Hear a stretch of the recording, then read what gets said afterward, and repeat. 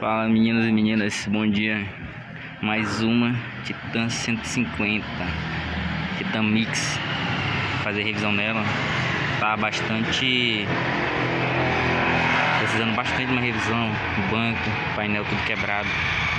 A gente vinha fazer uma revisão simples, mas porém quando eu cheguei, verifiquei a moto muito sujo, se vazando tudo. Então a gente vai abrir esse motor, revisar ela, e é isso aí, começar a limpeza e já a gente continua.